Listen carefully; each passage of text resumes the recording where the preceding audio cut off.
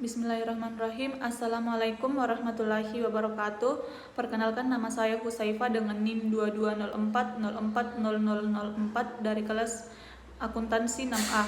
Di sini saya akan menjelaskan atau mendeskripsikan pengertian akuntansi sektor publik, kemudian mengidentifikasi jenis dan karakteristik akuntansi sektor publik dan sektor private, kemudian menjelaskan perbedaan akuntansi sektor publik dan sektor private, kemudian mendeskripsikan ruang lingkup akuntansi sektor publik dan perkembangannya, dan yang terakhir mengidentifikasi barang dan jasa publik.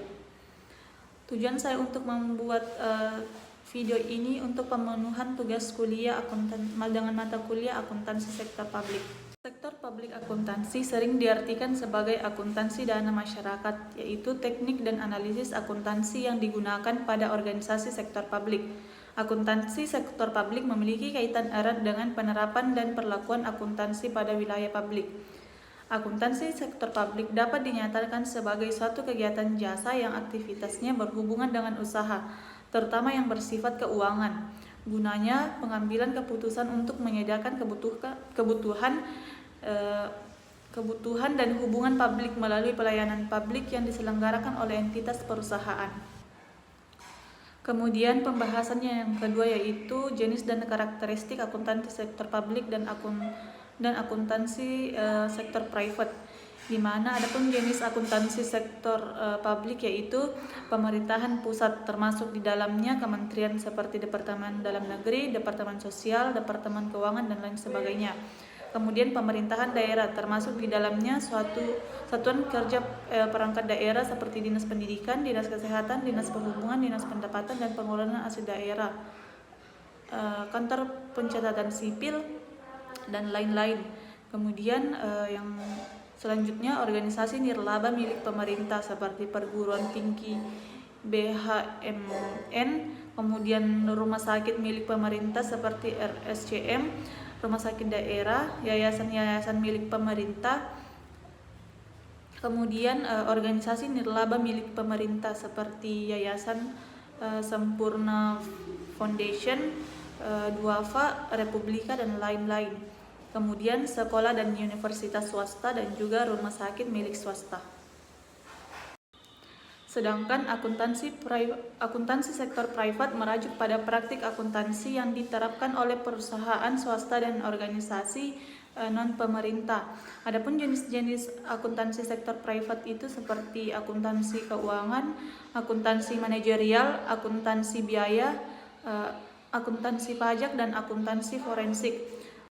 Kemudian untuk karakteristik dari akuntansi sektor private ini seperti fokus pada laporan keuangan, kepatuhan terhadap standar akuntansi, penggunaan teknologi, analisis kinerja, fleksibilitas, orientasi profit, dan juga pengendalian internal. Untuk perbedaan akuntansi sektor publik dan akuntansi private, yaitu akuntansi sektor publik dan akuntansi sektor private memiliki perbedaan mendasar yang mencerminkan tujuan dan konteks operasional masing-masing.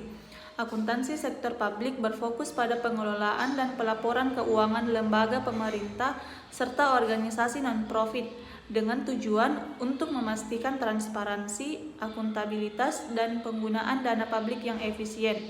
Di sisi lain, akuntansi private lebih berorientasi pada perusahaan swasta, di mana fokus utamanya adalah pada profitabilitas, pengelolaan aset, dan juga pengambilan keputusan yang mendukung pertumbuhan bisnis.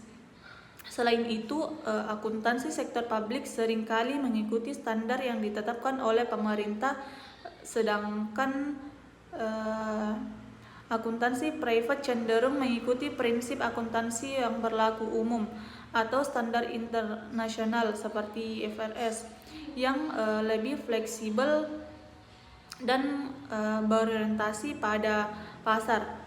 Perbedaan ini menciptakan karakteristik unik dalam praktik akuntansi di kedua sektor tersebut yang masing-masing memiliki tantangan dan kebutuhan yang berbeda. Kemudian adapun untuk ruang lingkup dan perkembangan akuntansi sektor publik, yaitu yang pertama penganggaran, kemudian yang kedua pencatatan transaksi, ketiga pelaporan keuangan, keempat audit dan pengawasan, dan yang kelima akuntansi untuk program dan proyek.